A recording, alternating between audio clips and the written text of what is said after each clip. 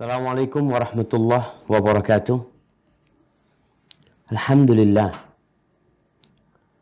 Wassalatu wassalamu ala Rasulillah wa ala alihi wa ashabihi wa man wala amma ba'd. Segala puji bagi Allah.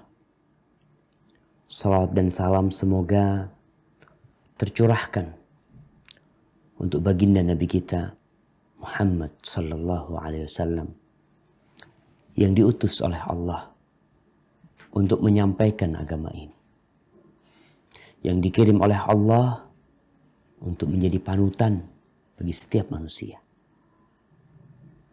Yang kelak beliaulah orang yang pertama akan membuka pintu surga.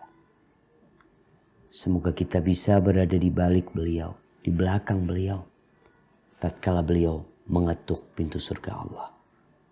Semoga salawat juga bersambung untuk keluarga beliau, untuk istri-istri beliau, untuk putra-putri beliau, dan untuk seluruh sahabat Nabi. Semoga Allah meridhai kita bersama mereka. Amma ba'd. Ahibati fillah, para jamaah, semoga Allah merahmati kita, mengampuni dosa-dosa kita, memberkahi hidup kita, dan mematikan kita dalam kondisi husnul khatimah. Ada banyak permasalahan yang dihadapi oleh manusia dalam kehidupan ini. Tapi banyak di antara manusia dari kalangan umat Islam sendiri yang mereka tidak pernah bertanya tentang masalah yang dihadapi. Ada sebagian yang berumur 40 tahun, 50 tahun, nggak pernah tanya tentang masalah agama. Bukan karena dia alim, bukan karena dia pinter agama. Tapi terkadang penyebab dia tidak bertanya karena dia tidak peduli dengan agamanya. Dia tidak peduli dengan halal dan haram. Sehingga dia nggak pernah bertanya. Usaha yang dia kerjakan, bisnis yang dia jalankan, apakah itu halal? Apakah itu haram? Nggak ada dia bertanya. Bertahun-tahun dia melakukan yang haram. Nggak pernah tanya. Padahal Allah mengatakan fas'alu ahla dzikri in kuntum la ta'lamun. Bertanyalah kalian kepada orang yang berilmu kalau kalian nggak ngerti. Kalau kalian tidak berilmu, kalau kalian tidak faham. Tapi yang menjadi problematika umat ini, ada sebagian yang tidak tahu kalau dia tidak tahu. Gimana dia mau bertanya? Jadi orang yang nggak tahu dia akan bertanya. Tapi ada orang yang tidak tahu kalau dia tidak tahu. Ini yang menyebabkan kebinasaan. Penyebab terjadinya banyak petaka. Banyak pelanggaran-pelanggaran yang dilakukan oleh umat manusia karena dia tidak tahu kalau dia tidak tahu. Umur boleh. Sudah 40 tahun, udah 50 tahun. Tapi bertanya tentang agama, tentang sholat dia. Apakah sudah benar? Puasa dia, haji dia, umroh dia. Apa saja amalan-amalan. Baik urusan dunia atau urusan agama. Ada yang gak pernah bertanya. Maka hari ini kita akan wajibkan kepada semua untuk bertanya. Semua harus bertanya.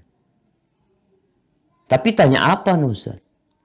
Ya bertanyalah tentang apa yang sedang kau kerjakan. Atau yang sedang akan engkau kerjakan. Atau tentang yang sudah engkau kerjakan. Yang pada waktu itu engkau mengerjakannya tanpa tahu hukumnya. Namun ada adab dan etika dalam bertanya yang harus dijaga. Karena Rasulullah SAW pernah bersabda dalam hadis yang diriwayatkan Imam Bukhari, Innallaha harrama alaikum uquqal ummahat wa wa'dal banat wa man'an wahat. Allah itu mengharamkan atas kalian durhaka kepada para ibu. Menguburkan anak-anak perempuan yang baru lahir. Allah mengharamkan atas kalian sifat pelit dan sifat minta-minta. Pelit, gak mau memberi tapi sukanya minta-minta. Wa kariha lakum thalathan. Dan Allah membenci ada 3 hal atas kalian. Yang pertama, qil wa qal. Katanya dan fulan berkata. Ada orang yang ceritanya, bukan ceritanya, yang kerjaannya memburu berita, menonton berita, menyimak berita, membaca berita. Yang isi berita itu qil wa qal. Katanya dan fulan berkata. Oh, katanya terjadi seperti ini. Oh, fulan berkata seperti ini. Yang kalau dilihat, nggak ada gunanya buat dia. Hanya menghabiskan waktu belaka. Bahkan terkadang dosa. Kalau qil wa qalanya ini hal-hal yang berbau dosa. Wa kathratas su'al. Dan Allah membenci banyak bertanya. Wa idha'atal mal. Dan menghambur-hamburkan harta tanpa ada guna. Jadi berkaitan dengan banyak bertanya, kita disuruh bertanya, tapi jangan banyak-banyak. Artinya, bertanyalah sesuatu yang kau perlukan. Ada seorang yang berkata kepada Sya'bi. Qala rajulun li Sya'bi. Inni khabba'tu laka masail. Ini dari kalangan tabi'in ya. Dia mengatakan, aku menyembunyikan buat engkau banyak pertanyaan. Apa kata Sya'bi? Qala khabbi'ah li iblis hatta talqa. Engkau sembunyikan pertanyaan itu sampai kau jumpa sama iblis. Nanti kau tanya kepada dia tentang pertanyaan-pertanyaan. Permasalahan-permasalahanmu itu. Dihadir oleh Sya'bi karena ada pertanyaan yang tidak perlu ditanyakan. Kemudian Al-Qadhi Iyad dalam kitabnya Tartibul Madarik, dia menceritakan bahwa Habib berkata, kunna julusan inda Ziyad. Suatu hari kita sedang duduk bersama Ziyad. Ziyad ini Ziyad bin Abdurrahman, salah satu muridnya Imam Malik, dan dia orang yang pertama yang memasukkan kitab Muwatta ke negeri Andalusia. Fa'atahu kitabun min ba'dil muluk. Datang kepadanya ada beberapa surat dari raja-raja, dari sebagian. Kemudian beliau buka, beliau baca sejenak, kemudian dia balas.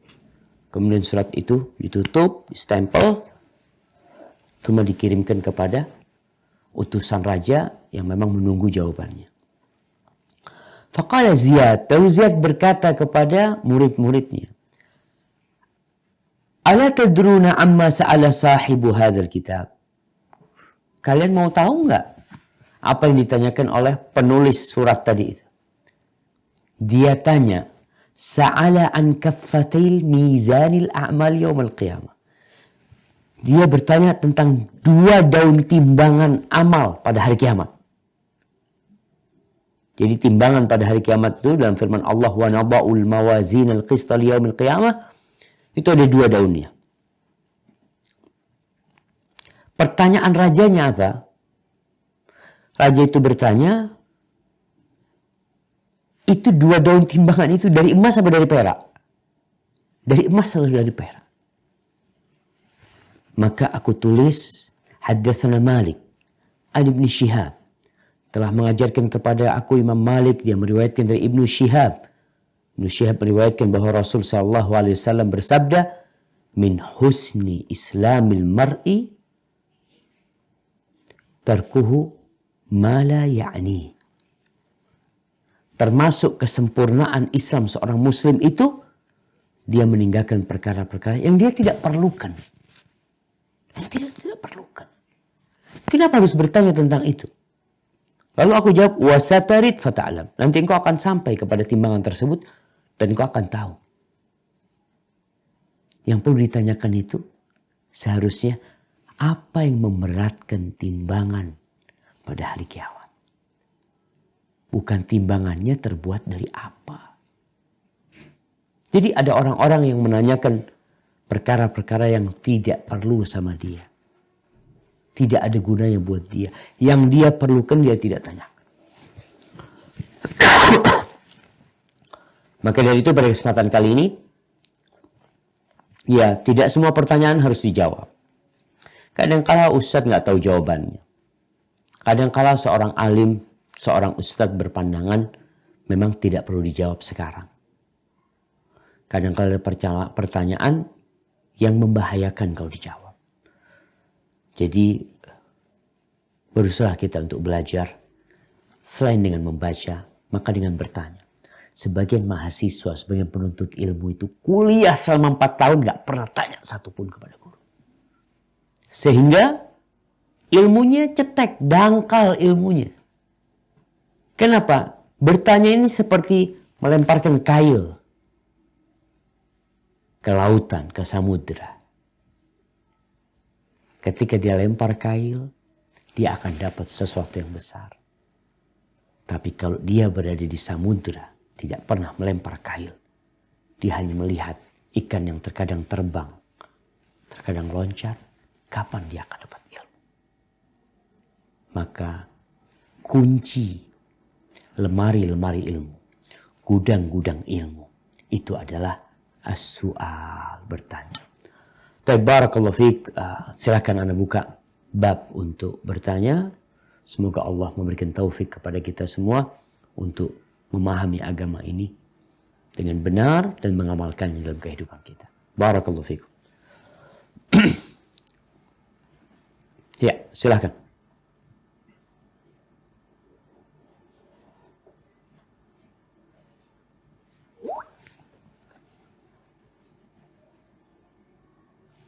Assalamualaikum Ustaz. Waalaikumsalam warahmatullahi wabarakatuh.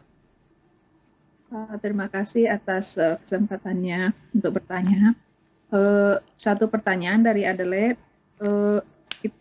Kalau puasa Ramadan itu kan wajib hukumnya diganti ya Ustaz. Selama kita balik itu mungkin kita lupa sampai sekarang itu ada berapa banyak puasa kita yang belum kita ganti. Nah itu bagaimana Ustaz cara untuk mengganti puasa yang kita tidak tahu jumlahnya berapa. Demikian, jazakallah khair. Assalamualaikum warahmatullahi wabarakatuh. Waalaikumsalam warahmatullahi wabarakatuh. Subhanallah jemaah. Ini pertanyaan yang menarik sekali ya. Karena banyak di antara kita yang mungkin dahulu puasanya bolong-bolong. Padahal dia sudah wajib puasa. Dia sudah baligh. Apa yang harus dia lakukan? Dia tidak tahu berapa banyak puasa yang dia tinggalkan. Maka tugas dia adalah bertobat kepada Allah Azza wa Jalla.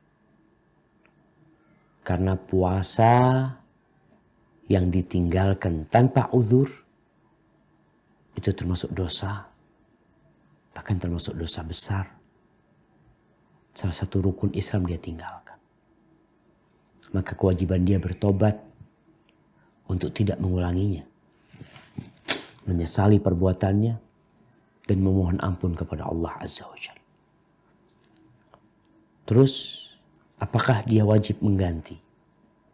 Menurut jumhur ulama dia wajib mengganti.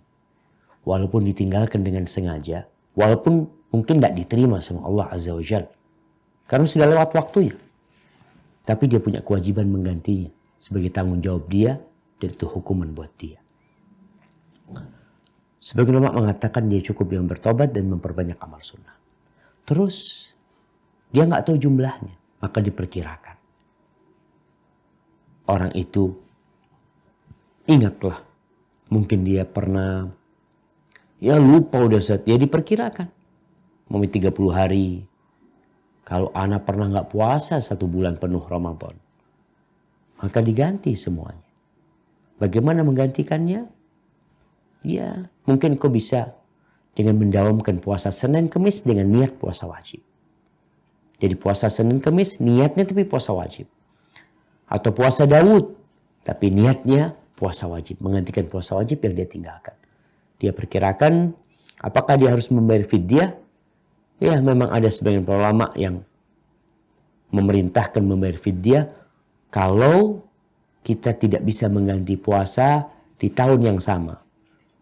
Tahun depan kita baru ganti puasa yang Ramadan tahun ini kita tinggalkan, maka dia menganjurkan membayar fidyah, tapi sejatinya tidak wajib kalau ingin menyempurnakan amalannya dengan memberi makan kepada orang-orang.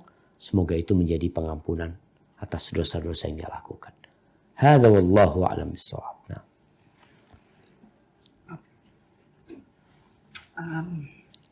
Barakallahu fiik Ustaz. Waalaikumsalam warahmatullahi wabarakatuh. Ya, kami dari Brisbane ada 2 pertanyaan. Yang pertama ini pertanyaan titipan. Di salah satu pengajian kami biasa ada kain celengan gitu Ustaz, yang muter tiap minggu. Nah, terus uangnya itu di akhir term, jadi sekitar setiap 3 bulan sekali, itu sebelum liburan ada kayak sesi tanya jawab kayak kuis gitu Ustaz. Nah, hadiahnya itu diambilkan dari kain celengan tersebut dengan persetujuan dari anggota. Itu hukumnya bagaimana? Jazakumullah khairan. Terus yang kedua,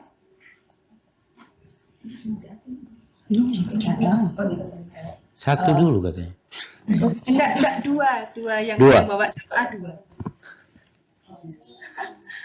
Assalamualaikum Ustaz. Waalaikumsalam warahmatullahi wabarakatuh.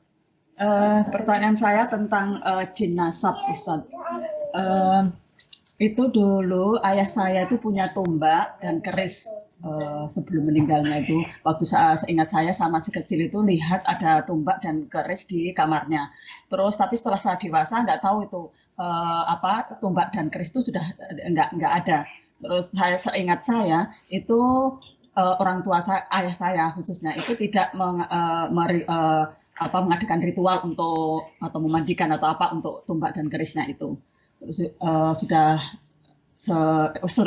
dewasa sudah nggak ada. Pertanyaan saya itu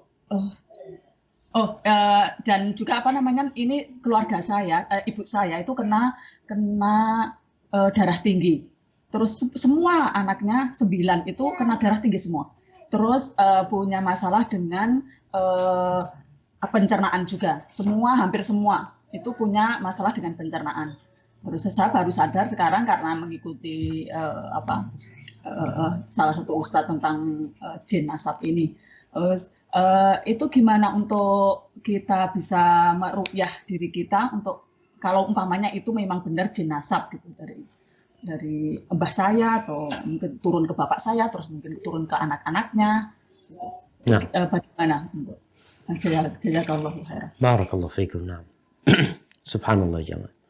Berkaitan dengan pertanyaan yang pertama dahulu tentang kain celengan.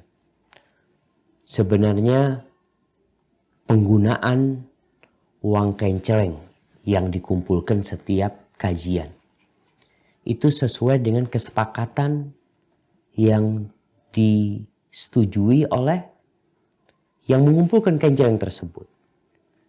Jadi kalau kain celengnya zakat mal, ya sudah zakat mal. Isinya berarti zakat mal. Kita nggak boleh pakai untuk buka bersama. Itu untuk zakat mal. Kalau kain celengnya untuk sekolahan, maka uang yang dihasilkan di situ masukkan amplop untuk sekolahan. Tapi kalau kain celengnya umum untuk dakwah, artinya untuk dakwah dan sosial. Berarti kembali kepada kesepakatan yang dibikin. Karena itu termasuk dakwah ya, mengadakan kuis, lomba-lomba diambil dari sana. Ana rasa tidak ada masalah. Asalkan tadi sudah sesuai dengan tujuan mengumpulkan uang tersebut untuk apa, maka disalurkan sesuai dengan tujuan tersebut. Kalau khusus, maka serahkan ke sana. Kita nggak boleh pakai. Tapi kalau umum, maka di sini akan lebih bebas lagi kita menggunakannya. Hadza wallahu a'lam bishawab. Dan urusan harta ini hendaklah kita berhati-hati. Jangan bermudah-mudahan dengan harta umat. Karena kelak akan ada pertanyaan. tentang harta ini. Min ainak tasabtahu. Dari mana engkau mendapatkan harta tersebut dan kemana engkau menginfakkannya. Itu pertanyaan yang berat yang harus kita jawab. Baik, berkaitan dengan pertanyaan kedua, jin nasab atau jin yang ikut keturunan ya. Ada, jin itu ada. Dan memang kadangkala jin itu minta tumbal dari keluarganya. Jadi kalau dia ikut sama kakeknya, ketika meninggal dunia, jin itu akan bertanya, anak ikut siapa? Oh ikut fulan, ikut sama fulan. Seperti itu. Bagaimana menghilangkannya? Yang pertama, tadi kalau memang ada keris dengan tombak ya, yang orang-orang dulu jadikan jimat oleh mereka, ada ritual tersendiri memandikannya, walaupun dikatakan tadi mungkin tidak memandikannya ayahnya, tapi ditakutkan itu memang bawaan dari jin tersebut. Sehingga tugas kita menghilangkan jin tersebut. Kalau takut, ya bukan takut, ya kita memang harus punya rasa takut kepada Allah Azza wa Jalla atas dosa-dosa yang kita lakukan, yang kemudian akan menyebabkan setan itu bisa berkuasa atas diri kita. Maka yang harus kita lakukan pertama, bertobat kepada Allah Azza wa Jalla. Kalau barang itu ada, kita hilangkan. Yang kedua, keluarganya ini hendaklah rajin membaca zikir pagi dan petang. Terus dibaca, meruqyah dirinya sendiri. Tidak harus hafal. Bisa dengan membaca buku-buku zikir pagi dan petang, alhamdulillah banyak di mana-mana. Namun banyak orang yang nggak mau baca. Atau tidak sedikit yang nggak paham memang kalau ada zikir pagi dan petang. Padahal di dalam Al-Quranul Karim seringkali Allah mengulang firman-Nya tentang bil ghudwi wal asal, bukratan wa asila, pagi dan petang, pagi dan petang. Tapi sebagian kita nggak pernah membacanya. Maka sampaikan kepada kerabat-kerabat itu, kalau bicara penyakit, ya ada penyakit keturunan. Kalau memang ditakutkan karena gangguan dari jin, ya silahkan kita membaca zikir pagi dan petang. Kemudian dawamkan umpamanya makan kurma ajwa di pagi hari 7 butir. Kemudian baca Al-Baqarah ya. Rutinkan membaca Al-Baqarah sampai selesai ya. Baca lagi. Sehingga kita menutup segala celah tempat jin itu bisa masuk. Jin itu tidak akan masuk di pintu yang tertutup. Artinya dia masuk karena kita yang buka pintu. Nggak bisa dia buka pintu yang tertutup. Ketika kita tutup pintu rumah kita baca bismillah, selesai. Jin berhenti di luar. Tapi yang jadi masalah, di dalam juga ada jin yang menunggu kita. Kadang kala kita makan nggak baca bismillah, jin pun ikut makan sama kita. Na'udzubillah, kadang kala seorang buka pakaian nggak baca bismillah, dinikmatin oleh jin tubuhnya. Dilihat oleh jin. Kadang kala mendatangi istrinya juga tidak baca bismillah, jin pun akan ikut. Maka berusahalah untuk mendawamkan zikir. Karena zikir itu hisnul muslim. Benteng seorang muslim. Baca Al-Baqarah, zikir pagi dan petang. Ritual atau kegiatan-kegiatan sehari-hari kita. Jangan lupa untuk berzikir sebelum dan sesudahnya. Sebelum makan, sesudah makan, masuk toilet, keluar dari toilet ya. Semua itu akan menjaga kita insya Allah. Perlahan-lahan. Insya Allah kita bisa istiqomah mengamalkannya sambil minta pertolongan kepada Allah, karena nggak ada yang bisa istiqomah dalam kehidupan ini kecuali yang Allah bantu untuk istiqamah. Iyyaka na'bud wa iyyaka nasta'in. Baik, hadza wallahu a'lam bissawab. Assalamualaikum Ustaz, saya mewakili dari pertanyaan Canberra Ustaz ya. Waalaikumsalam warahmatullahi. Naam, tafadhali. Assalamualaikum Ustaz, bagaimanakah hukumnya orang tua yang menyekolahkan anaknya di sekolahan Kristen atau Katolik dengan alasan sekolah tersebut lebih baik dalam segi pendidikan, umumnya dalam tata keramanya. Barakallahu fikum. Jamaah, semua orang itu punya visi dan misi dalam kehidupan ini. Sehingga ketika kita sudah menentukan visi kita, ini yang kita inginkan. Maka mulai saat itu kita melangkah. Ana mau ke Jakarta. Naik apa? Ana mau jalan kaki. Ya sudah, bawa bekal. Jalan kaki. Tujuannya Jakarta. punya peta, dia tahu tempat-tempat istirahat, dia perkirakan kapan dia akan sampai, insya Allah dia sampai. Yang punya visi dunia, maka jelas langkah dia. Dia tidak peduli dengan agama anaknya, dia sekolahkan anaknya di sekolah Katolik. Kumpul tiap hari dengan orang-orang kafir. Tiap hari dia masuk ke kelasnya mungkin dia akan lihat salib. Dia akan melihat orang yang senantiasa memberikan isyarat kepada Tuhan itu 3. Di kelas nggak ada pembicaraan mengingatkan kepada Allah Azza wa Jalla. Jadi dia hanya mencari dunia dan itu akan dia dapatkan. Tapi orang tua akan bertanggung jawab di hadapan Allah Azza wa Jalla. Allah itu berfirman kepada para orang tua yang beriman ya. Ya ayyuhalladzina amanu qu anfusakum wa ahlikum nar. Wahai orang-orang yang beriman, jagalah diri kalian dan keluarga kalian dari api neraka. Itu tugas orang tua. Bukan hanya mentransfer informasi. Bukan hanya memikirkan anaknya lulus melanjutkan ke kuliah yang favorit. Bisa gratis kuliahnya nanti. Tapi semua adalah urusan dunia. Agama gak peduli. Anaknya nanti gak pernah ngelihat orang sholat di sekolahan tersebut ya. Mungkin dia juga akan melihat orang-orang yang membuka auratnya di sekolah tersebut.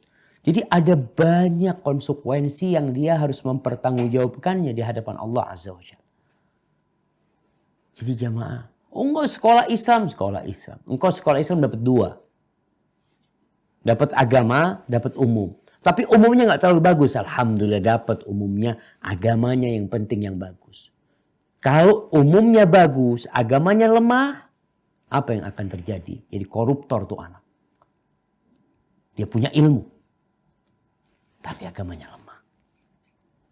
Maka bagaimana sekarang? Orang tua harus memikirkan. Ya, kalau bisa digambarkan orang tua itu kasih kertas putih sama Allah. Kasih pena. Nih, engkau mau kayak apa anakmu? Gambar sama dia, aku mau seperti ini. Aku mau kesini. Ya namanya kita usaha. Tapi ketahuilah jamaah. Orang yang cari dunia, maka agama akan meninggalkan dia. Tapi orang yang cari akhirat, maka dunia akan berlari di balik dia, mengejar dia. Maka ambisikanlah untuk mendapatkan surga Allah yang luasnya seluas langit dan bumi. Bukan pekerjaan yang gajinya 100 juta, yang gajinya 1 miliar pun sebulan. Bukan. Tapi anak itu bisa mendapatkan sesuatu yang kekal dan abadi. Ini yang perlu disampaikan orang tua kepada anak-anaknya. Dan itu yang perlu disamakan visi dan misi sama suami. Suami istri. Kalau enggak kesian anak-anak jadi korban orang tuanya. Hada wallahu a'lam bishawab. Nah.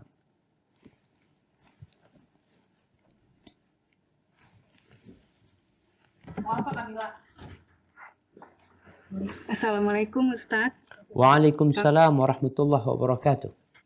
Kami dari Melbourne ada 2 pertanyaan Ustadz. Siap. Yang pertama, kan sunah mau tidur itu pakai wudhu. Lalu bagaimana jikalau kami dalam keadaan haid, apakah itu tetap dihitung dalam keadaan bersuci atau bagaimana? Lalu yang kedua, jikalau kami dalam keadaan tidak sesuai dengan keinginan kami, ya wallahu a'lam, mungkin Allah menganggap bahwa itulah yang terbaik. Lalu kami tahu dari mana jikalau keadaan tersebut terus berlangsung lebih dari 1 tahun, 2 tahun, kondisi ini adalah ujian atau azab. Yang mana yang kedua? Gimana pertanyaan yang kedua? Yang kedua itu pertanyaan adalah gini loh, kita ada di kondisi yang sudah Allah tetapkan tentunya, tapi kondisi tersebut belum tentu kita sukai. Lalu pertanyaan saya, apakah ini kondisi disebut azab atau ujian? Bagaimana indikatornya? Ya. Nah, barakallahu fikum. Ya, berkaitan dengan 2 pertanyaan. Pertanyaan pertama, kok jadi lupa? Oh, wudhu sebelum tidur buat yang haid. Nah, jadi orang yang dianjurkan berwudhu sebelum tidur itu, yang pertama yang tidak haid. artinya dia bisa melaksanakan sholat. Dia bisa melakukan apa yang biasa dia lakukan. Adapun yang haid, maka wudhu itu tidak akan meringankan hadas dia. Sehingga para ulama menceritakan tidak dianjurkan dia berwudhu. Yang dianjurkan berwudhu adalah seorang yang junub. Sebelum tidur itu orang yang junub itu dianjurkan berwudhu. Karena wudhu akan meringankan hadas dia. Hadas dia ini memang bisa diangkat. Sedangkan haid ini hadasnya nggak bisa diangkat. Kecuali darahnya bersih. Sedangkan orang yang junub, dia kalau mau angkat, dia angkat. Cuma mungkin dia merasa, oh besok aku mau mandi lah. Maka sebelum tidur dia berwudu. Itu sunnahnya seperti itu. Jadi untuk wanita yang haid tidak dianjurkan untuk berwudu. Karena wudu bagi dia tidak ada gunanya dan tidak akan meringankan hadas dia. Karena sejatinya hadasnya memang tidak bisa dia angkat sendiri. Dia bisa terangkat hadasnya ketika darah haidnya berhenti. Barakallahu fikum. Adapun untuk pertanyaan kedua, gimana kita tahu kondisi kita ini, kondisi yang tidak kita sukai ya, yang kadang-kala berlangsung cukup lama. Kita tahu itu ujian dari mana Pak Ustadz, itu azab buat kita atau itu ujian buat kita. Ahibati fillah, jamaah rahimakumullah.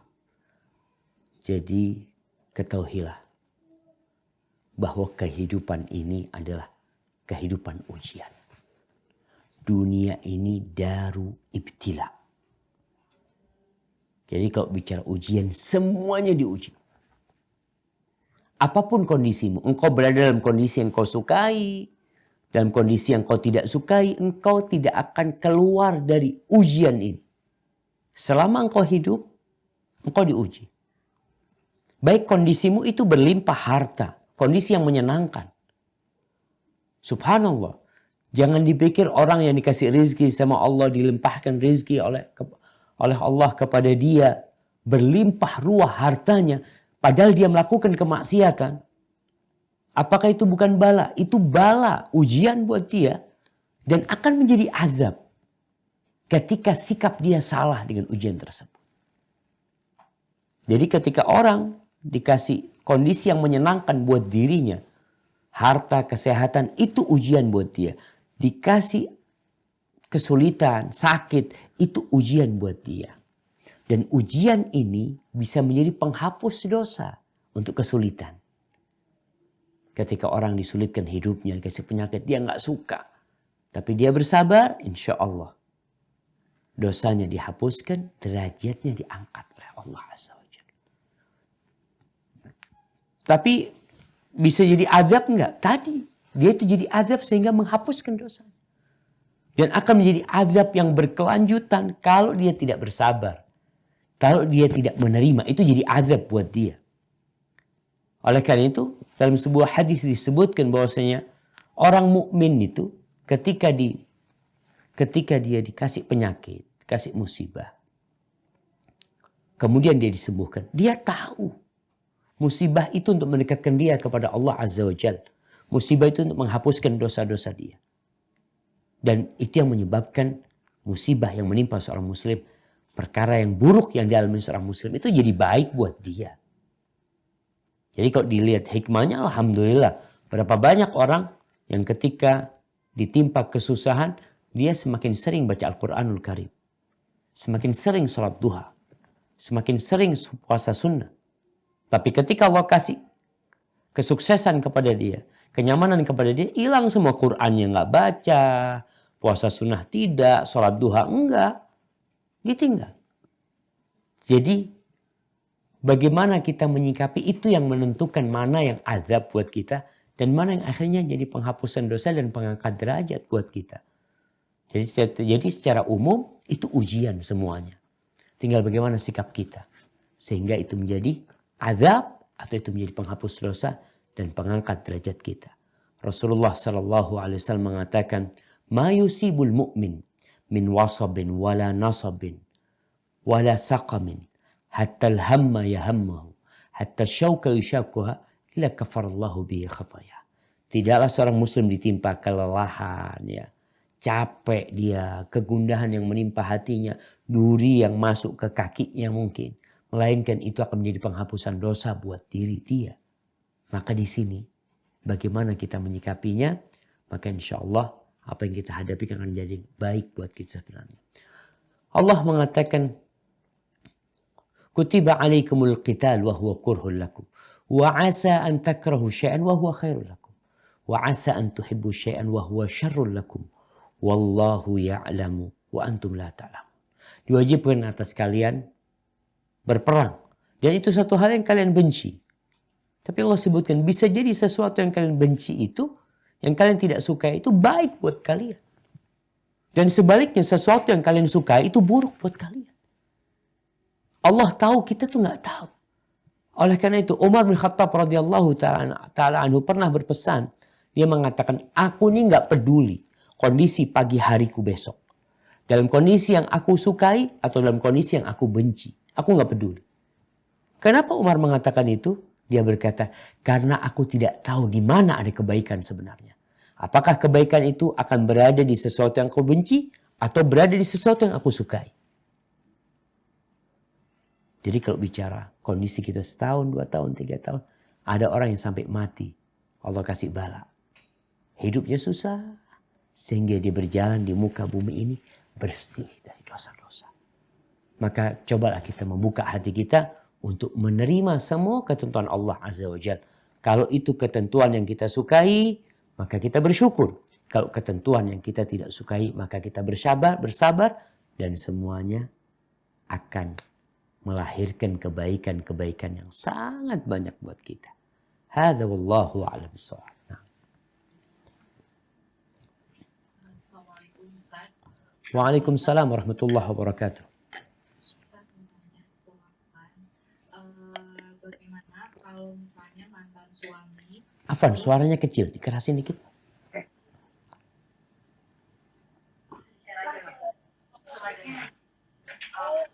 bagaimana mantan suami terus dia nikah lagi, terus dia punya anak laki-laki, terus si anak laki-lakinya itu salaman dengan kita, apakah batal wudhu atau apa?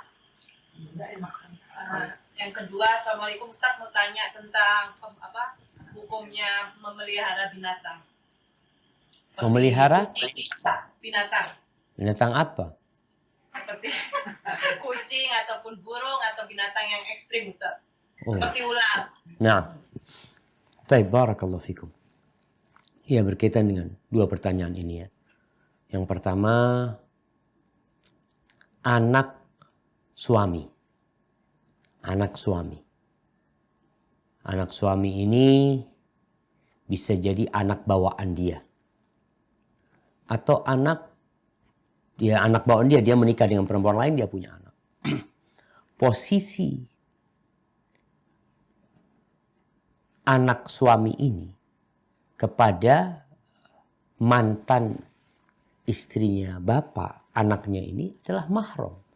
Maka Allah mengatakan wala tankihu ma nakaha aba'ukum minan nisa. Kalian jangan menikahin mantan-mantan istri bapakmu. Perempuan yang pernah dinikahin oleh bapakmu. Nggak boleh. Itu masuk mahram. Sehingga kalau bicara salaman nggak ada masalah. Memang mahram. Dia adalah anaknya suaminya gitu loh. Atau mantan suaminya. Atau suaminya sudah meninggal atau suaminya sudah bercerai. Anak-anak suami itu dengan istri bapak atau mantan istri bapak, mereka mahram. Mereka mahram sehingga mereka tidak boleh menikah. Hadza wallahu a'lam bissawab. Adapun pertanyaan kedua, berbicara tentang memelihara binatang. Islam itu datang membawa rahmat untuk seluruh alam semesta ini. Bahkan untuk binatang-binatang sendiri ada rahmat dan kasih sayang di sana. Rasulullah Sallallahu Alaihi Wasallam ketika beliau berbincang menceritakan seorang pelacur yang memberi minum seekor anjing. Kemudian Allah mengampuni dosa-dosanya dan Allah memasukkan dia ke surga. Apa kata para sahabat? Ya Rasulullah, apakah kita dapat pahala berbuat baik kepada binatang? Kata Nabi SAW, fi kulli kabidin rotbatin ajr. Di setiap kali kita berbuat baik kepada sesuatu yang hidup, yang ada nyawanya, yang hatinya basah, maka kita akan dapat pahala. Namun ternyata ada binatang-binatang yang dianjurkan dipelihara, ada binatang-binatang yang bebas-bebas saja engkau mau memelihara atau tidak. Ada binatang yang harusnya dibunuh bukan dipelihara. Seperti apa binatang yang seharusnya dibunuh? Ular. Kita diperintahkan untuk membunuhnya bukan memeliharanya. Kalajengking. Kita diperintahkan untuk membunuhnya. Sedangkan orang memeliharanya dan sudah banyak orang-orang yang memelihara ular mati di tangan ularnya sendiri. Memelihara anjing. Tapi anjing nggak boleh dipelihara di rumah.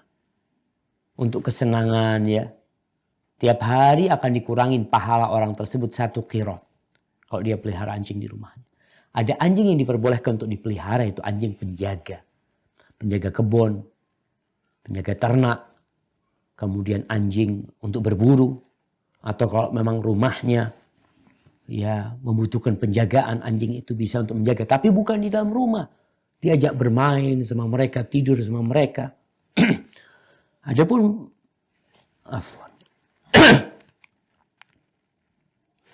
adapun kucing, boleh dipelihara kucing, silahkan. Asalkan kita tidak jual beli kucing. Karena dimakruhkan jual beli kucing. Sebagian orang itu lebih cinta sama kucingnya daripada sama anaknya. Sebagian lebih cinta sama burung peliharaan dia daripada sama anaknya. Ada sebagian orang tua yang cerita sama anak, ya Ustaz, anak pelihara burung. Subhanallah Ustaz, burungnya itu lepas Ustaz. Anak marah sama anak-anak anak. Akhirnya anak berpikir, ya Allah. Kenapa anak demi burung harus marahin anak-anak? Anak-anak kasih makan, dia mungkin salah atau apa. Burung itu terbang. Maka usahakan yang memelihara sesuatu dijaga. Jangan sampai binatangnya itu terbengkalai. Dan kalau memelihara, ada sebuah binatang yang dianjurkan untuk dipelihara. Apa ibu-ibu? Nah. Kuda. Apa? Kuda. Kambing. Kambing itu termasuk binatang surga. Rasul SAW menyuruh Ummu Hani, ittakhidhi ghanaman fa inna fiha barakah. Engkau peliharalah kambing. Ada berkahnya. Berkahnya banyak itu kambing. Susunya bisa diminum. Ya, Masya Allah. Dagingnya bisa dimakan. Kalau pelihara burung. Ya Allah. Lapar nggak bisa mau dimakan burung itu. Kemudian kita capek ngurusin burung. Tapi kambing Masya Allah bisa dilepas, digembalakan. Makanya saya anak buat ibu-ibu pelihara kambing di rumahnya. Kalau ada kamar kosong, ya pelihara 2-3 ekor kambing di sana nggak apa-apa Insya Allah. Barakallahu fikum.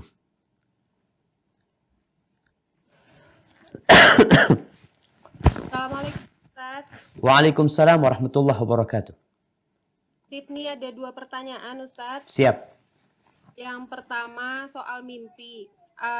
Mimpi bagaimanakah yang punya arti? Misalnya ada yang ketemu, kumpul, duduk bareng sama orang-orang yang sudah meninggal. Apakah itu ada artinya? Dan juga maaf Ustadz, kalau ada mimpi sedang berhubungan dengan orang lain, maaf Ustadz, apa betul itu sebenarnya jin sedang menyetubui kita pas kita tidur?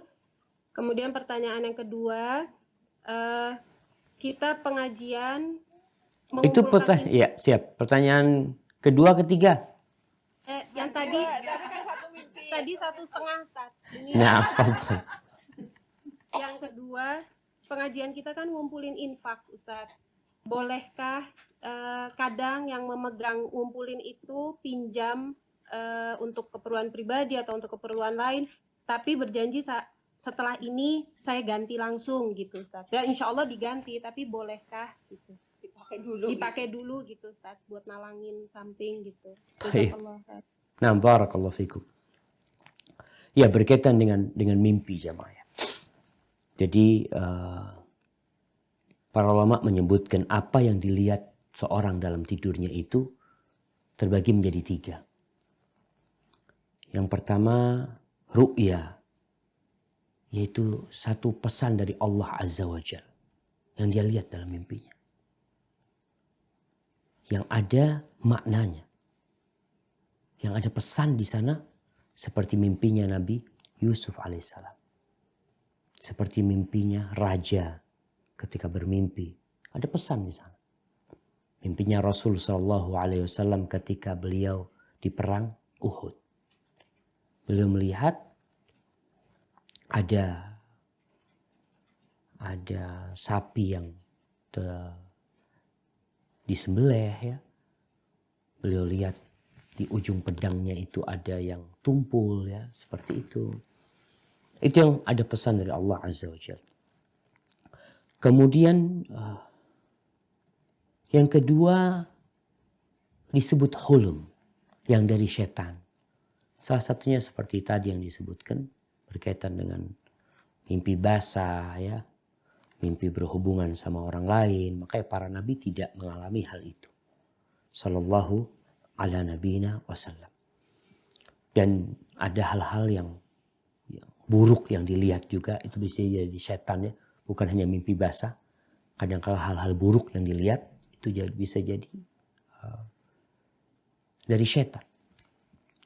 Kemudian yang ketiga disebut hadithun nafs. Ya sebenarnya itu harapan hati, omongan hati kebawa mimpi, ada yang seperti itu. Ada orang memang ingin sesuatu ya, dia ingin naik mobil ini, tahu-tahu dalam mimpinya dia kelihatan. Mimpi ketemu orang tuanya, jadi dia rindu sama orang tuanya ya. Akhirnya kebawa dalam mimpi dia. Jadi berkaitan dengan hal ini, mimpi yang mana yang bisa ditakwilkan, yang ada maknanya. Tentunya yang tadi yang ru'ya. Kalau dikatakan tadi bermimpi ketemu orang-orang yang meninggal dunia ya, mesti ada pesan di sana. Ada pesan di sana. Mungkin mereka lama nggak didoakan ya. Atau kita akan bergabung dengan mereka. Wallahu a'lam. Dan mimpi yang ada maknanya terkadang mimpinya itu berupa isyarat. Ada isyarat. Contohnya mimpinya raja ketika dia melihat ada 7 sapi yang gemuk-gemuk dimakan oleh sapi yang kurus. Ini sesuatu yang gak biasa gitu mimpinya itu. Ada yang mimpi memetik buah apa ya. Wallahu a'lam bishawab. Jelas anak nggak terlalu paham tentang takwil mimpi itu. Dan bisa jadi 2 orang mimpi sama takwilnya berbeda. Sebagaimana ada cerita Ibnu Sirin kalau nggak salah. Beliau memang dikenal memiliki keahlian menakwilkan mimpi. Rahimahullahu ta'ala. Pernah ada orang yang datang kepada Ibnu Sirin mengatakan bahwasanya aku bermimpi adzan. Aku mimpi adzan. Dia bukan tukang adzan. Tapi dalam mimpinya dia adzan. Kata Ibnu Sirin, mungkin engkau mau berangkat haji, kata dia. Kemudian ada satu orang lagi kata, aku juga mimpi azan, gitu loh. Kata Ibnu Sirin, kau kayaknya mencuri. Kau kembalikan barang curian. Tobatlah kepada Allah. Muridnya bingung. Gimana ada 2 orang yang sama mimpinya, tapi takwilnya beda. Kata Ibnu Sirin, kalau orang yang pertama, aku lihat orangnya baik, gitu loh. Dari wajahnya ada cahaya keimanan. Maka aku ingat dengan firman Allah, wa'adzin fin nasi bil hajj. Maka adzan umumkan kepada orang untuk berangkat haji. Aku berharap dia berangkat haji. Adapun yang orang kedua, aku lihat ada kejahatan dalam wajah dia. Nampak. Maka aku ingat dengan firman Allah, wa'adzana mu'adzinun bainahum ayyatuhal 'ir innakum lasariqun. Yang di surat Yusuf. Ketika keluarganya Nabi Yusuf pada pulang, di situ ada adiknya Benyamin. Dalam perjalanannya diberhentikan mereka. Iya, di surat Yusuf ayat 70. Thumma adzana mu'adzinun Thumma adzana muadzinun ayyatuhal 'ir innakum lasariqun. Kemudian ada yang menyeru mengatakan, wahai kafilah, wahai orang yang sedang berjalan, kalian ini mencuri, kata dia. Maka Ibnu Sirin ingat dengan ayat ini. Maka dia pikir orang itu mencuri. Jadi berkaitan dengan mimpi ini seperti tadi yang disampaikan, ada 3 macam. Ada ru'ya, mimpi baik ya dari Allah Azza wa Jalla yang ada pesan-pesan di sana. Ada mimpi buruk, salah satunya mimpi na'udzubillah berzina dengan orang lain ya. Maka itu dari syaitan. Kemudian yang ketiga, hadithun nafas, yang memang orang itu ya memang ada kepikiran dengan hal itu kemudian kebawa mimpi dia. Ada orang kepingin makan bebek gorengnya, aduh, akhirnya tidur mimpi dia makan bebek goreng. Itu adalah bawaan sebelum tidur dia sebenarnya. Baik, itu berkaitan dengan mimpi. Adapun terus tambahan berkaitan dengan mimpi ya. Ketika mimpi buruk jangan cerita sama siapa-siapa, takut ditakwilkan yang tidak-tidak. Ketika mimpi baik silahkan diceritakan, tapi juga tidak kepada semua orang. Ceritakan kepada orang yang cinta kepadamu. Sehingga dia tidak akan hasut dan tidak iri atau dengki. Sebagaimana Nabi Ya'qub alaihissalam melarang Nabi Yusuf untuk menceritakan mimpinya kepada saudara-saudaranya. Berkaitan dengan pertanyaan kedua. Tentang kenceleng lagi tadi. Sunduk ya. Tentang uang yang dikumpulkan. Uang yang dikumpulkan itu kadangkala dipegang oleh fulan. Boleh tidak fulan pakai? Kalau fulan mau pakai, dia harus izin dengan orang-orang yang naruh kenceleng tersebut. Jadi kalau memang mereka itu membolehkan, artinya, umpamanya ana kajian yang di rumah mungkin yang di Sydney. Oke, kita kumpulin. Kita pegangin fulan. Sampaikan kepada fulan. Fulan kalau engkau mau pakai, nggak apa-apa. Yang penting ada laporannya. Artinya harapan kita uang ini bermanfaat. Engkau kalau perlu kita bantu engkau, nggak ada masalah, tapi tetap ada laporannya dan dikembalikan pada waktu kita memerlukannya. Itu sesuai dengan kesepakatan orang-orang yang mengumpulkan uang tersebut. Kalau tidak, nggak boleh. Artinya anak pegang duit. Orang berpikir duit ini ada sama anak, padahal anak udah belanjakan. Anak berhutang tanpa izin. Maka itu berarti dia tidak amanah. Maka dikembalikan kepada kesepakatan dari yang mengumpulkan sumbangan tersebut, donasi tersebut. Sehingga kita tidak berkhianat jamaah. Orang jangan kenceleng ya. Ada orang titip duit sama kita. Nih 1 juta. Kita nggak boleh pakai. Kecuali orang itu mengizinkannya. Makanya sebagian para sahabat itu seperti Tolha atau Zubair bin Awam. Zubair tuh nggak mau orang titip sama dia. Jadi kalau bicara tabungan itu nggak boleh dipakai. Ada orang titip sama kita duit, Tolham Zubair mengatakan enggak, sudah, aku hutang. Kalau hutang, maka kita bebas menggunakannya. Ini namanya hutang. Dan bedanya hutang sama tabungan. Kalau tabungan nggak boleh dipakai, kemudian kalau hilang, dan hilangnya itu bukan karena keteledoran kita yang dititipin duit itu nggak tanggung jawab. Tapi kalau hutang, tetap tanggung jawab.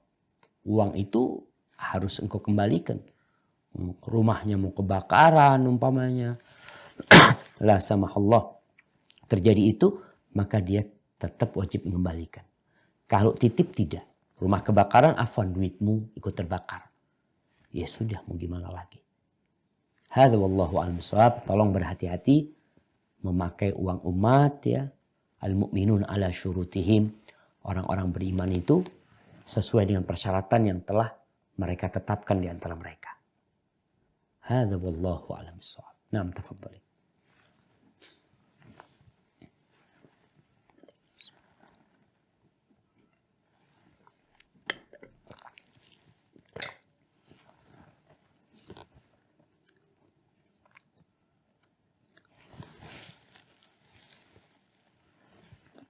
Wudu dengan memakai kaos kaki, apakah berlaku juga untuk wanita yang belum berhijab? Jadi misalnya anak beliau bertanya ini, kalau habis mandi dia berwudu, kalau mau jalan-jalan itu terus ketika sholat tuh dia berwudu tapi kakinya hanya diusap saja karena dia sudah punya wudu sebelumnya. Boleh atau tidak? Jazakallahu khairan. Barakallahu fikum. Na'am. Jadi hukum al-mashu ala al-khuffain atau al-mashu ala al-jawarib, mengusap di atas kos kaki, itu berlaku. Buat siapa? Kalau buat orang yang mukim, ketika dia pakai kos kaki dalam kondisi sudah berwudu, umpamanya dia nggak pakai jilbab tapi Ustaz, ya tapi tetap secara hukum wudunya dia itu tetap sah. Kalau dia nanti umpamanya ketika dia berwudu, kemudian dia tidak mau membuka kos kakinya, dia hanya mengusap di atasnya, itu diperbolehkan buat dia. Dan ini jamaah pentingnya buat para orang tua. Ya Allah, ya semoga Allah memberikan hidayah kepada anak-anak kita. Banyak orang tua yang sudah hijrah, yang sudah berjilbab syar'i, tapi anaknya belum. Kenapa anaknya belum? Karena dulu ibunya nggak berjilbab. Jadi sebenarnya anak itu korban orang tuanya. Sehingga ketika anaknya sudah besar, dia punya kehidupan sendiri, orang tuanya dapat hidayah, orang tuanya ingin mengajak anaknya. Kadang-kala berat. Maka tugas orang tua yang pertama bertobat kepada Allah. Karena dia punya dosa sama urusan anak dalam pendidikan anak tersebut. Dia nggak ngajarin sholat ya. Dia nggak ngajarin pakai jilbab. Sekarang anak itu, ya tetap dia akan dihisab juga sama Allah Azza wa Jalla. Tapi orang tua punya peran dalam menyebabkan anaknya seperti itu. Maka orang tua tidak bertobat. Jadi kalau berkaitan dengan mengusap di atas jawrah, di atas kos kaki, afwan, yang memenuhi persyaratan, diperbolehkan. Hadza wallahu a'lam bissawab. Assalamualaikum Ustaz, ini mewakili dari Canberra lagi Ustaz ya. Siap. Bagaimanakah hukumnya menerima hadiah dari non-muslim, bapak angkat, tetapi takut ada maksud di balik pemberian itu Ustaz? Karena hadiahnya berupa rumah tinggal. Nah, jadi kalau bicara hadiah, hadiah itu memang akan menimbulkan cinta dan kasih sayang. Rasul SAW mengatakan tahadu tahabu. Kalian saling berbagi hadiahlah. Kalian akan saling mencintai. Terus bagaimana kalau hadiah itu dari non-muslim? Apakah kita boleh menerimanya? Kalau bicara boleh, boleh-boleh aja menerima. Tapi kalau ditakutkan ada udang di balik batu, tolak. Pernah Rasul SAW itu tidak menolak hadiah. Tapi pernah kejadian ada orang yang kasih hadiah sama Nabi SAW. Lalu Nabi membalasnya. Tapi balasannya itu menurut orang itu ya kurang banyak lah. Akhirnya dia apa istilahnya? Dia kecewa, dia cerita kemana-mana. Bosnya aku ngasih Nabi SAW tapi dibalasnya dengan sesuatu yang nggak sepadan ya, nggak setara. Akhirnya Nabi SAW mengatakan, kalau seperti itu aku tidak akan menerima hadiah lagi kecuali dari fulan dan fulan. Karena hadiahnya ada maksud. Yang maksud ini berbahaya nantinya. Jadi kalau Nabi SAW menerima hadiah dari orang kafir, dari Raja Muqawqis di Mesir, beliau pernah mendapatkan hadiah budak Maria dan mendapatkan baghlah. Baghlah, bighal ya, peranakan kuda sama keledai, beliau terima hal itu. Tapi kalau anti takut nanti akan bermasalah, akan ada maksud-maksud lain yang menyebabkan anti bisa menjual agamanya atau yang lainnya, maka tolak. Jadi lihat kepada maslahat dan mudaratnya. Hadza wallahu a'lam bissawab.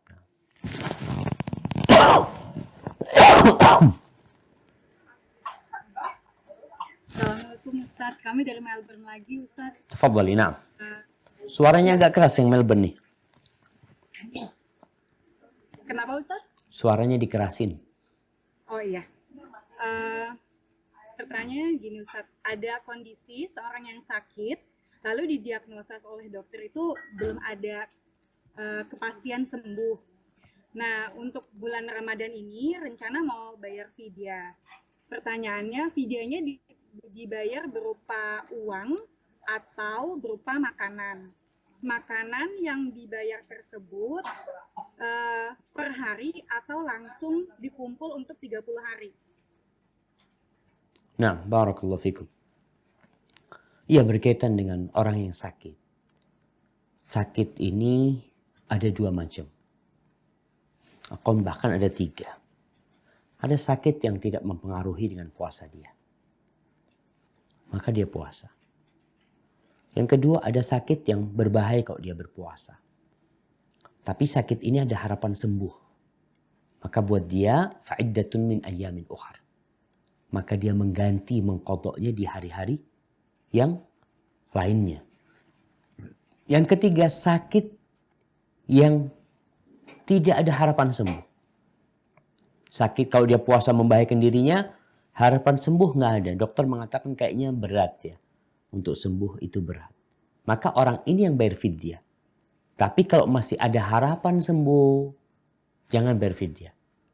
Dan ini juga sebagai bentuk optimisme dia akan sembuh. Dia tidak mau bayar fidyah. Engkau sudah sakit enggak?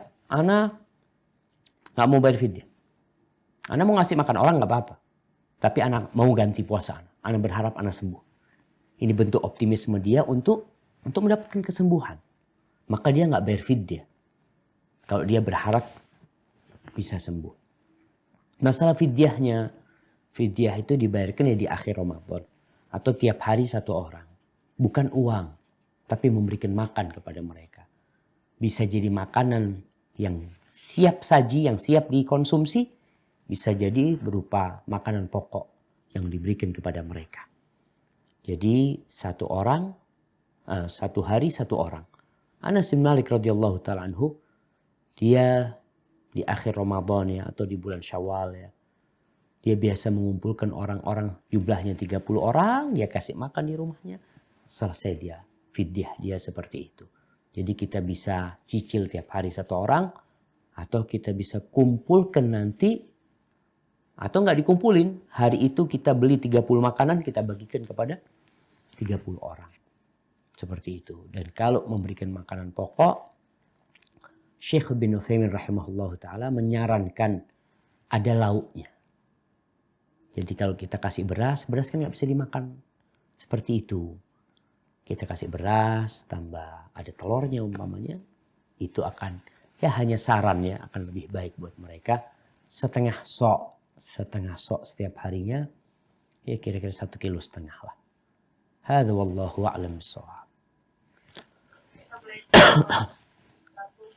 Waalaikumsalam warahmatullahi wabarakatuh. Seorang anak laki-laki umur 15 tahun, dia itu merasa kecewa dengan sekolah-sekolah Islam, di mana dia pernah dibully, pindah sekolah Islam lagi dibully lagi sampai 4 kali. Jadi dia akhirnya merasa Allah tuh nggak sayang sama dia dan Allah tuh nggak ada.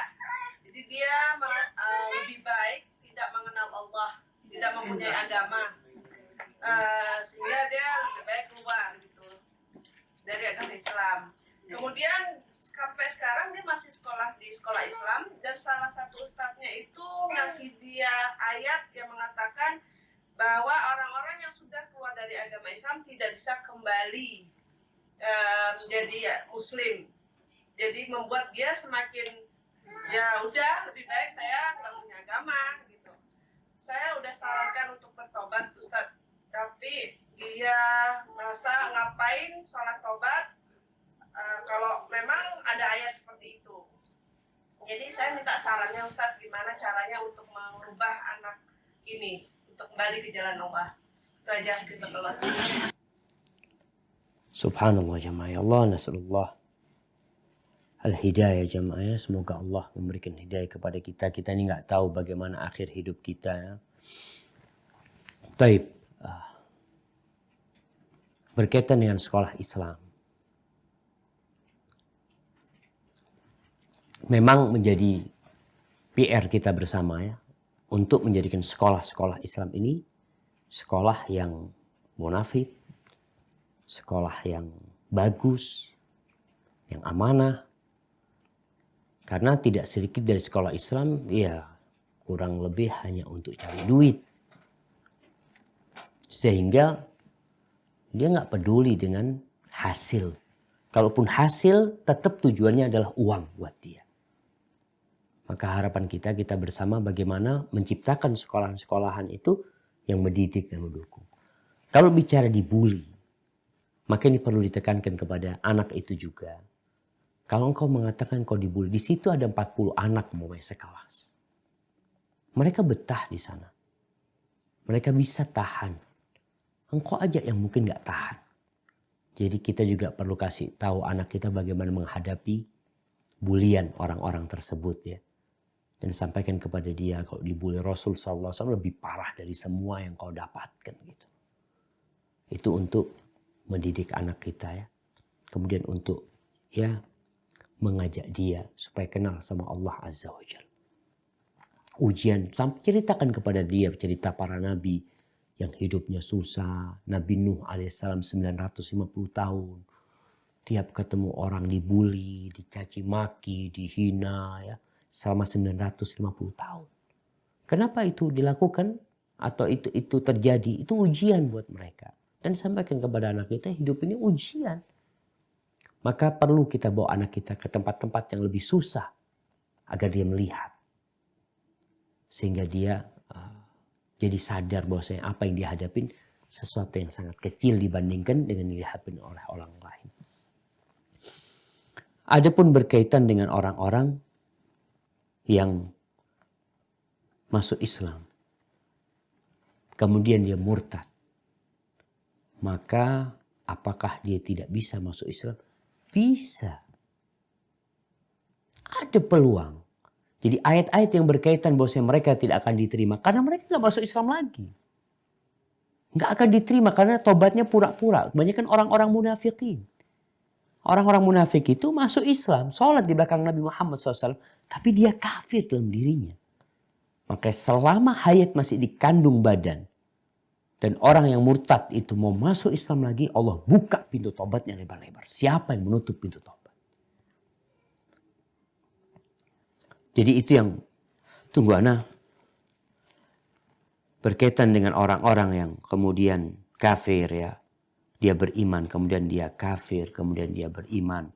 Imannya pura-pura. Kemudian dia sejatinya di depan Nabi Muhammad SAW mereka mengatakan keimanan. Tapi sejatinya mereka kafir. Jadi zahirnya mereka beriman tapi hati mereka kafir. Jadi kalau itu anak bertobat kembali kepada Allah Azza wa Jalla dibuka pintu tobat. Di masa Nabi Muhammad SAW banyak orang yang masuk Islam. Kemudian ketika Nabi SAW meninggal dunia sebagian kabilah itu murtad. Sebagian mati dalam kondisi murtad, sebagian masuk Islam dan Islamnya baik. Dan diterima oleh Abu Bakar Siddiq radhiyallahu ta'ala, diterima oleh Umar bin Khattab radhiyallahu ta'ala anhu. Tidak dikatakan nggak ada kesempatan lagi. Tapi tugas kita lah, para orang tua, ya Allah kasihan anak-anak kita ini. Kita perlu didik anak kita ini tahan banting. Untuk tahan banting. Fatimah binti Muhammadin sallallahu ala nabiyina wa ala alihi wasallam. Bagaimana dididik oleh orang tuanya? Subhanallah. Dia anak orang kaya. Tapi dididik untuk bekerja. Tangannya kasar, dia bekerja sendiri. Radhiyallahu ta'ala anha. Ibunya kaya raya. Tapi dia berusaha untuk menjalani kehidupan ini dengan penuh kesederhanaan. Ya. Nah, maka ini tugas-tugas orang tua sambil terus berdoa. Kalau dikatakan anaknya nggak ada harapan ya. Enggak, itu pemahaman yang salah bahwasanya tidak ada harapan. Selama hayat masih dikandung badan, harapan itu tetap ada. Dan sampaikan kepada anak itu tentang baiknya Allah sama kita. Sampaikan kepada dia tentang jari-jari tangannya. Tentang jantungnya yang berdetak. Tentang paru-parunya yang kembang kempis. Tentang dua bola matanya yang dia bisa melihat dengannya. Ada banyak kebaikan Allah dan sampaikan Allah itu memulai kitabnya dengan Ar-Rahmanir Rahim. Karena semuanya adalah rahmat dan kasih sayang. Hadza wallahu a'lam bissawab.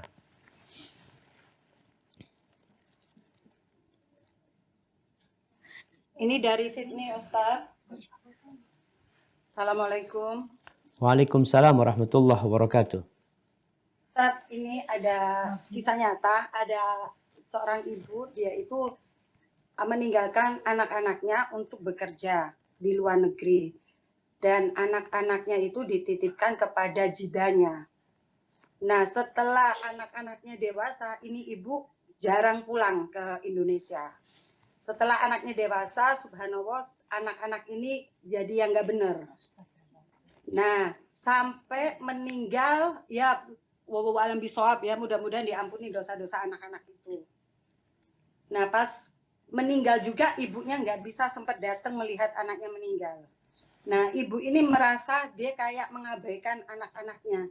Dan subhanallahnya si ibu ini orang yang taat beragama, beribadah juga Ustadz. Dia bertanya, apakah saya nanti tetap dimintain pertanggungjawaban sama Allah, dan bagaimana cara dia untuk menebus dosa-dosa kepada anaknya karena tidak bisa look after sendiri. Jazakallahu khairan Ustaz. Barakallahu fikum ya. Barakallahu fik ya Allah jemaah. Iya, ini kembali kepada tanggung jawab orang tua yang mengabaikan kewajiban dia untuk mendidik anak-anak. Banyak orang masih berpikir sampai hari ini kewajiban orang tua itu kasih makan sama anaknya, kasih pendidikan yang layak, anaknya bisa bekerja, menikah, selesai. Kalau terjadi seperti tadi, anaknya ditinggal sama jidahnya udah capek ngurusin ibunya, sekarang ngurusin anaknya. Sang anak cari fulus. Dan anaknya mungkin merasa berbahagia, uminya terus kirim fulus sama dia. Tapi ternyata anaknya jadi tidak benar. Maka orang tua akan diminta pertanggungjawaban. Di sini jemaah, ada orang merasa sudah taat sama Allah. Dia rajin membaca Al-Quranul Karim, ya. Dia rajin sholat. Tapi ternyata ada kewajiban dia yang dia tinggalkan. Oleh karena itu hablum minallah harus kita jaga, hablum minannas harus kita jaga. Bahkan kita melihat ada orang yang na'udzubillah. Semoga kita tidak seperti itu. Masuk neraka gara-gara kucing. Kucing gak dikasih makan sama dia. Dikurung sama dia. Gak dilepas dan dikasih makan. Ada perempuan yang biasa sholat malam. Masya Allah. Biasa puasa sunnah. Biasa sodakoh. Tapi kalau ngomong pedes. Ini hubungannya sama manusia. Apa kata Nabi SAW? La khaira fiyah. Gak ada baiknya perempuan ini. Hiya finnar. Di neraka tempat perempuan tersebut. Maka tugas ibu ini sekarang bertobat. Bertobat, Allah membuka pintu tobat. Dan nanti dia akan ditanya sama Allah Azza wa Jalla. Artinya orang-orang yang jadi tanggung jawab kita akan ditanya. Rasul SAW mengatakan kullukum ra'in wa kullukum mas'ulun an ra'iyati. Semua bakal ditanya tentang apa yang di bawah tanggung jawab dia. Akan ditanya. Perempuan akan ditanya, bapak akan ditanya. Tapi berkaitan dengan yang tadi, anak ingin bertanya, bapaknya ada di mana? Nah. Ya, Bapak. Jadi anak-anak ini ketika berusia 3 tahun ditinggal meninggal sama abahnya, Ustaz. Terus ekonomi usaha jadi bekerja ke luar negeri. Pamannya ada di mana? Kenapa, Ustaz? Pamannya. Pamannya itu cuma 1 orang dan dia juga punya anak-anak gitu, Ustaz. Ya, wallahu alam karena saya waktu itu belum lahir. Jadi saya enggak paham Ustaz ceritanya. Cuman ini ibu cuma minta tolong ditanyakan seperti ini keadaannya. Siap. Artinya begini, tanggung jawab itu tanggung jawab bersama ya. Jadi masalah silaturahim ya. Ketika ada seorang laki-laki meninggal dunia. Meninggalkan anak. Anak hidup sama ibunya. Itu tanggung jawabnya paman-pamannya. Dia bertanggung jawab kepada anak-anak tersebut. Karena keponakan dia punya kewajiban silaturahim. Jadi yang memberikan nafkah pun ya kalau ibunya nggak mampu, pamannya mampu, dia yang wajib memberikan nafkah. Pendidikan pun seperti itu. Jadi sang ibu akan ditanya, pamannya akan ditanya, jidahnya mungkin juga akan ditanya. Semua akan ditanya. Tapi kalau kita melihat cerita tadi, ya sang ibu harus bertobat. Mohon ampun kepada Allah atas keteledoran dia mengabaikan anak-anaknya. Kemudian pamannya pun akan ditanya nantinya. Kita nih jamaah ketika punya keponakan. Jangan mengatakan bukan anak-anak. Iya, tapi itu anak saudara kita. Yang kita punya kewajiban berbuat baik kepada dia. Allah mengatakan innallaha ya'muru bil ihsan wa ita'i dzil qurba. Agar kita berbagi kepada kerabat-kerabat. Hadza wallahu a'lam bissawab. Nah. Apa Ustaz, kalau satu putar lagi antum masih ada waktu Ustaz Tafadhal, untuk tafadhal. yang jamaah ya, boleh? Naam, tafadhal. Oke, Brisbane dulu ya. Barakallahu fiik Ustaz. Ya, ini Waalaikumsalam. pertanyaannya mengenai konsep halalan toyiban. Seandainya ayam, contohnya ayam gitu ya, kita makan ayam yang halal kita beli di butcher halal. Nah, sekarang konsep toyiban itu kan produksi ayam di sini ini kan mass production. Nah, katanya itu kondisi the living condition dari ayam-ayamnya ini katanya itu tumpang tindih lah atau ya istilahnya kurang berperi kehewanan gitu. Nah itu katanya kan tidak toyiban. Nah sedangkan kita kan nggak tahu kondisinya itu seperti apa gitu Ustaz. Jadi mohon bimbingannya mengenai konsep ini. Jazakumullah khairan. Barakallahu fikum. Nah, iya, berkaitan dengan halalan tayyiban ini, Allah subhanahu wa ta'ala memerintahkan kepada kita untuk memilih makan. Untuk memakan rizki yang halal dan yang baik. Dalam doa Nabi SAW tiap hari beliau mengatakan, Allahumma inni as'aluka ilman nafi'an wa rizqan tayyiban wa amalan mutaqabbal. Rizq yang baik, yang halal. Kemudian kalau bicara makanan tadi. Jadi makanan ini ada yang halal, tapi nggak thayyib. Mungkin dari satu sisi kalau kita bicara dari sisi untuk kesehatan kita, ya, untuk perilaku kita sendiri, ada makanan-makanan yang akan berpengaruh kepada perilaku seseorang. Di situ Ibnu Qayyim berbincang kenapa binatang buas itu dilarang untuk dimakan, karena akan berlaku buruk kepada apa yang mewariskan akhlak-akhlak dan karakter buruk kepada orang yang mengkonsumsinya. Kalau bicara ayam ya memang kalau bisa kita itu piara ayam sendiri, ya, kasih makan sendiri, sembelih sendiri. Dan sekarang kita bisa melihat banyak sayur-sayuran yang halal yang dijual di supermarket dengan harga yang lebih mahal dari yang biasanya. Ternyata sayuran tersebut bersih dari pestisida. Artinya secara hukum halal, tapi ini lebih bagus lagi gitu. Harganya lebih mahal memang seperti itu. Susu pun seperti itu umpamanya. Jadi ketika kita beli susu yang sudah difermentasi atau susu yang sudah jadi bubuk dengan susu yang masih segar, maka mungkin yang lebih segar akan lebih baik, lebih manfaat buat kita. Jadi kembali kepada kondisi bagaimana kita bisa memilih makanan tersebut ya. Jadi kalau kurang berperi kemanusiaan atau berperi kehewanan, tidak menjadikan barang itu jadi haram ya. Tetap barang itu halal. Mungkin memang dari sisi kondisi dagingnya atau gimana ya. Kita kalau bicara lemak, Masya Allah. Yang namanya kalau lemak kambing mamanya halal itu kata dia. Cuma orang kan kadangkala berbahaya buat dirinya sehingga tidak thayyib untuk dia makan seperti itu. Jadi insya Allah nggak ada masalah untuk masalah itu. Tinggal kalau kita bisa memilih, ya kita memilih. Tapi kalau tidak ada pilihan buat kita beli sapi. Daging sapi itu ada macam-macam. Kenapa sekarang ada dokter hewan. Jadi ketika disembelih sapi itu dilihat hatinya. Ada yang rusak gitu. Bahkan ada yang berbahaya untuk dikonsumsi. Maka nanti bukan jadi halal lagi ketika membahayakan diri kita. Barang yang halal itu bisa jadi haram nantinya. Ketika orang mengkonsumsi daging sapi kemudian karena sapi itu sudah terkena virus ini dan itu membahayakan diri kita, maka nggak boleh nanti dikonsumsi. Hadza wallahu a'lam bissawab. Wakili kamera kembali Ustaz. Siap. Ustaz, bagaimanakah hukumnya membungkukkan badan sebagai tanda bersikap sopan, hormat maupun ungkapan terima kasih kepada seorang tanpa maksud mengagungkan atau menyembah orang tersebut Ustaz? Nah, ya berkaitan dengan membungkukkan. Jadi membungkuk ini ada yang seperti ruku. Yang itu nggak boleh. Jadi bentuk pengagungan yang seperti ruku. Jadi biasalah.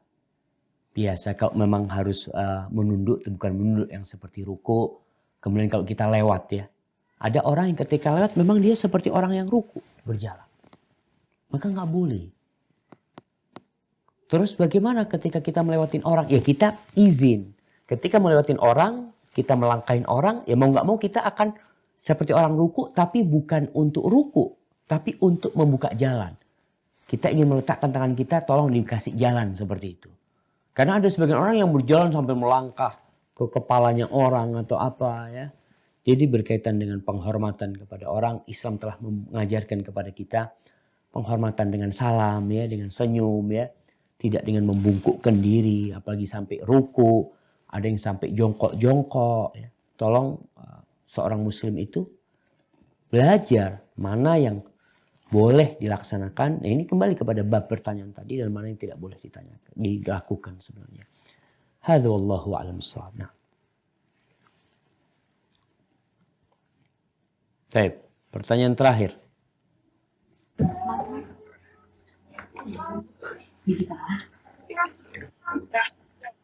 Assalamualaikum Ustadz.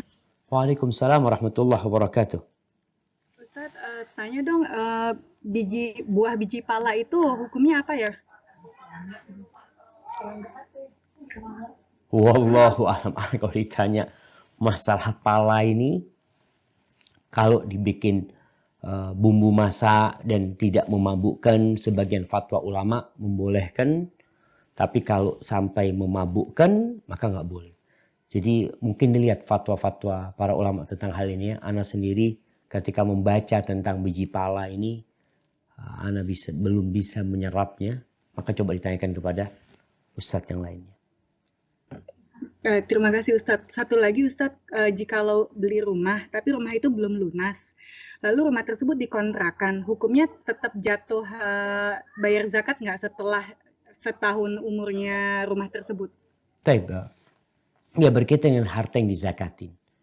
Harta dizakatin ini adalah harta yang beku. Yang kita milikin, kita simpan.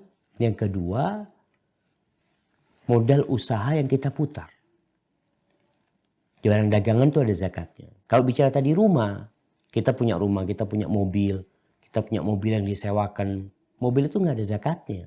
Yang ada zakatnya hasil sewa dari mobil tersebut. Kemudian rumah.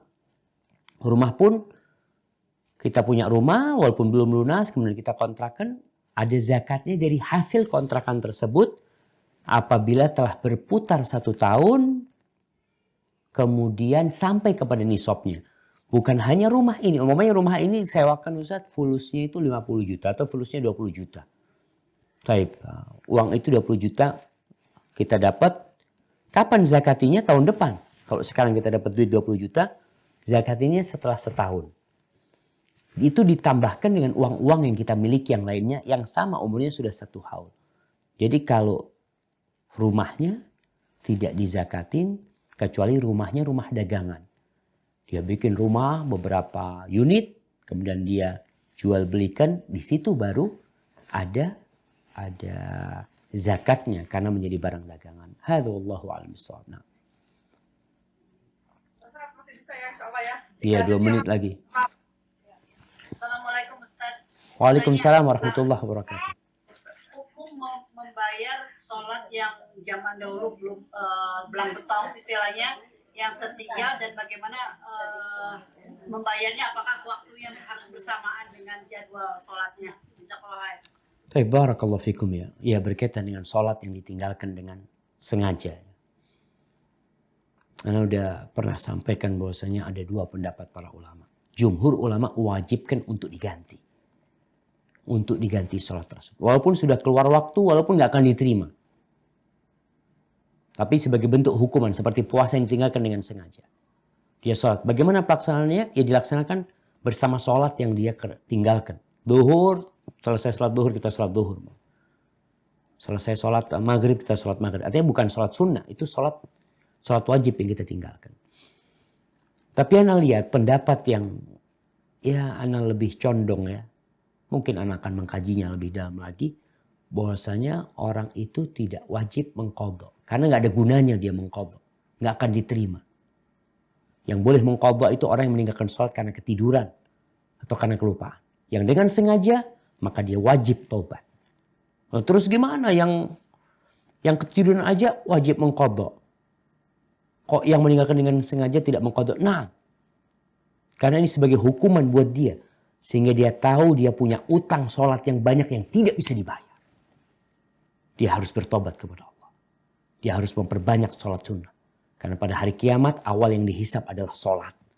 Ketika sholatnya benar, insya Allah semua amalannya benar. Tapi sholatnya kurang-kurang, amalan yang lain akan kurang-kurang. Ketika sholatnya itu kurang, maka akan ditanyakan, halahu min nafilah. Apakah orang ini punya sholat sunnah? Ada, maka sholat sunnah itu digunakan untuk menyempurnakan sholat-sholat yang dia tinggalkan. Maka buat yang sholatnya bolong-bolong, nasihat ana perbanyak sholat sunnah. Dan terus bertobat kepada Allah karena engkau telah melakukan dosa besar. Dan meninggalkan sholat itu lebih dahsyat daripada berzina, jemaah. Jangan diremehkan orang-orang yang meninggalkan sholat. Hadza wallahu a'lam bishawab. Itu yang bisa ana sampaikan. Ada satu lagi, nah, fadhal. Ya Ustadz, satu lagi. Kalau masalah rumah Ustadz, kita punya rumah yang tadi dikontrakan.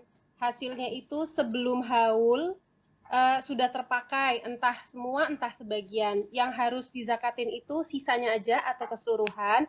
Sama kalau warisan ada di bank, uang warisan, kita taruh di bank. Setelah haul harus dizakatin terus setiap tahun, apa enggak Ustaz? Siap. Barakallahu fikum ya, Masya Allah, urusan fulus ini jamaah. Ya berkaitan dengan zakat. Zakat itu rahmat. Karena sejatinya untuk membersihkan diri kita dan membersihkan harta kita. 2,5%. Dari yang mana? Kalau uangnya udah dipakai, hitungannya nanti di haul. Mamanya sekarang haulnya Ramadan tahun ini. Ana lihat duitnya mana? Ana lihat di ATM ada sekian. Di tabungan ada sekian. Kemudian ana lihat mamanya di lemari ada sekian. Sisa-sisanya semua. Yang udah terpakai udah nggak usah dihitung. Nggak usah dihitung. Kemudian barang dagangan. Yang tersisa apa? Oh masih ada mobil belum laku. Mamanya dia buka toko. Dia lihat apa barang-barang yang ada di toko. Yang udah jadi duit. Yang masih jadi barang. Kemudian duit yang ada di orang. Oh fulan belum bayar. Fulan pinjem apa. Semuanya digabungin. Disitulah baru ditotal. Berapa zakatnya. Yang sudah terpakai udah gak ada zakatnya. Berkaitan dengan uang warisan. Yang ditabung. Apakah ada zakatnya? Apabila uang itu tidak dipakai. Terus Ustadz, Anda punya uang 1 M ditabung. Nah, tiap tahun Anda keluarkan 2,5%. Iya. Ini pertanda Masya Allah, Allah kasih berkah sama engkau hidupmu. Duit itu gak dipakai. Ini berarti engkau cukup. Maka keluarkan zakat dia, tapi kan zakatnya berkurang. Artinya kalau 1 M 25 juta, nanti duitnya tinggal 975. Setahun ke depan keluarin zakatnya, iya dari 975. Jadi ingat yang dikeluarkan zakat itu uang yang kita miliki, yang ada pada kita, atau yang dipinjam orang, atau yang masih berupa barang. Maka tiap akhir tahun kita tentukanlah umpamanya Ramadan, ya semuanya dijadikan satu di bulan Ramadan. Umpamanya yang belum masuk haulnya pun kita masukkan ke situ supaya lebih mudah menghitungnya, silahkan. Jadi ada zakatnya dan jangan takut duitnya berkurang. Karena sejatinya zakat itu membawa berkah buat keluarga kita, buat harta kita, dan buat diri kita. Hadza wallahu a'lam bishawab. Tapi itu menjadi pertanyaan terakhir pada kesempatan kali ini.